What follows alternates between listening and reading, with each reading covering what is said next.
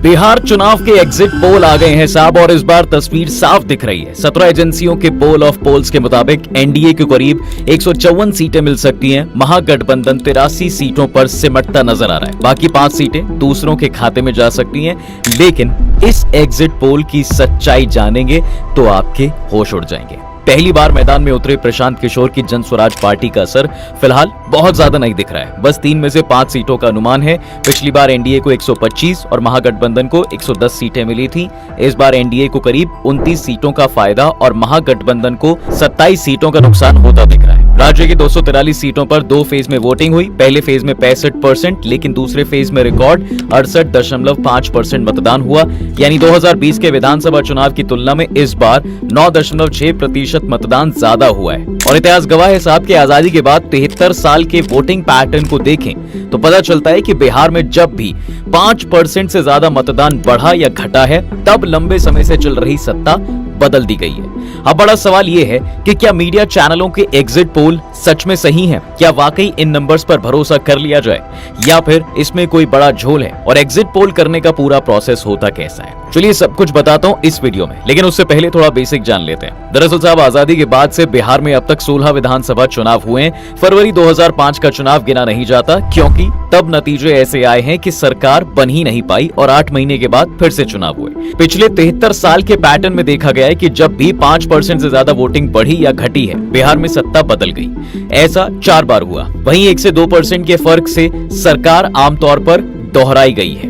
1967 voting में 7% बढ़ोतरी हुई। पहली बार गैर कांग्रेसी सरकार बनती है और महामाया प्रसाद सीएम बने। 1980 6.8% ज्यादा मतदान, कांग्रेस ने वापसी की, जगन्नाथ मिश्र सीएम बनते हैं। 1990 5.8% ज्यादा वोटिंग, कांग्रेस हटी, लालू यादव सत्ता में आए और 15 साल तक राज किया। 2005 16% कम वोटिंग, लालू राबड़ी राज खत्म, नीतीश कुमार मुख्यमंत्री बनते हैं और तब से सत्ता पर काबिज हैं।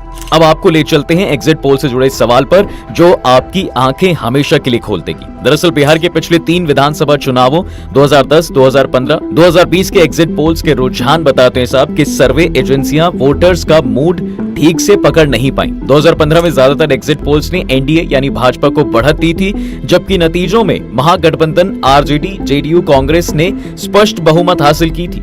वहीं 2020 में तस्वीर उल्टी रही। इस बार कई एजेंसियों ने महागठबंधन की जीत का अनुमान लगाया, लेकिन परिणामों में एनडीए ने 125 सीटें जीतकर सरकार बनाई। यानी ज्यादातर पोल्स गलत ही साबित हुए। एग्जिट पोल की झूठ की कहानी यहीं खत्म नहीं होती है। इसका सबसे बड़ा फ्रॉड 2024 में भी देखने को मिला था, और ये एकदम ताजा एग्जाम्पल है। एग्जिट पोल के आंकड़ों का सबसे ताजा उदाहरण साल 2024 में देश में हुआ लोकसभा चुनाव है। कई एग्जिट पोल्स के आंकड़ों के मुताबिक भाजपा के नेतृत्व वाली एनडीए को 400 से ज्यादा सीटें मिलती दिखाई दी थी, लेकिन जब आंकड़े सामने आए तो गठबंधन को मात्र 293 सीटें ही हासिल हुई। वहीं साल 2019 की तुलना में अकेले भाजपा को मात्र 240 सीटें ही मिली। वहीं हरियाणा विधानसभा चुनाव में भी ज्यादातर एग्जिट पोल ने कांग्रेस पार्टी को 44 में से 64 सीटों के साथ बहुमत की सरकार बनाते हुए दिखाया था, लेकिन जब नतीजे सामने आते हैं तो बीजेपी ने 48 सीटें हासिल की। 2023 में छत्तीसगढ़ विधानसभा चुनाव में जैसे ही मतदान खत्म हुए, वैसे ही करीब सभी बड़े एग्जिट पोल्स ने दावा किया साहब कि राज्य में कांग्रेस पार्टी स्पष्ट बहुमत के साथ सत्ता में वापस आएगी। लेकिन जैसे ही वोटों की गिनती हुई तो नतीजे बिल्कुल विपरीत आए और राज्य में भाजपा की सरकार बनी। दिल्ली में 2015 का विधानसभा चुनाव भी इस लिस्ट में शामिल है। केंद्र शासित प्रदेश दिल्ली में विधानसभा चुनाव के बाद एग्जिट पोल्स में आम आदमी पार्टी यानी आप की जीत को लेकर कोई भी संकेत नहीं थे, लेकिन जब नतीजे सामने आए तो आम आदमी पार्टी ने दिल्ली की 70 विधानसभा सीटों में से 67 सीटों पर जीत हासिल की थी। 2014 में एग्जिट पोल ने एनडीए को सिर्फ बहुमत के करीब बताया था, लेकिन नतीजों में बीजेपी ने अकेले 282 सीटें जीत ली, जो ऐतिहासिक साबित हुआ। वहीं 2004 में एग्जिट पोल ने एनडीए की जीत का दावा किया था, पर सरकार कांग्रेस गठबंधन ने बना ली। एग्जिट पोल और ओपिनियन पोल में फर्क क्या होता है, इससे पहले समझ लेते हैं कि एग्जिट पोल का प्रोसेस क्या होता है। देखिए साहब, सबसे पहले बता दूं कि भारत में एग्जिट पोल का चलन 1990 के दशक में शुरू हुआ।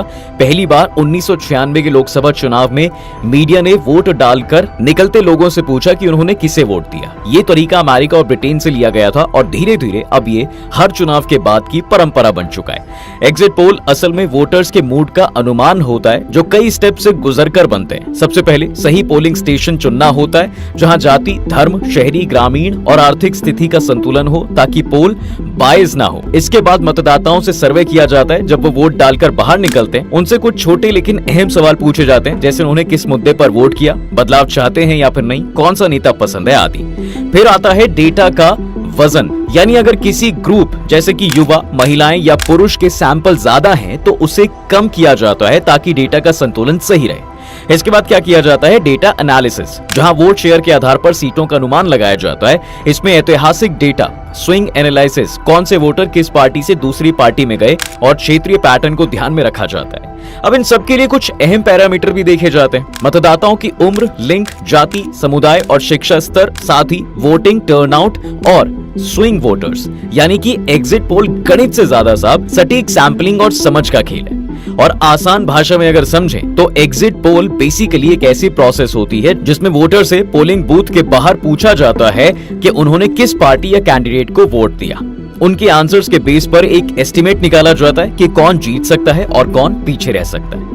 अब आते हैं ओपिनियन पोल पर। ओपिनियन पोल चुनाव से पहले किया जाता है, यानी जब वोटिंग अभी हुई नहीं होती। इसमें लोगों से पूछा भी जाता है कि वो आने वाले चुनाव में किस पार्टी या उम्मीदवार को वोट दे सकते हैं। ये पोल लोगों के मूड, माहौल और चर्चा पर आधारित होते हैं। मतलब ये बताते हैं कि जनता सोच क्या रही है, जबकि एग्जिट पोल ये दिखाता है कि जनता ने वोट किसे दिया।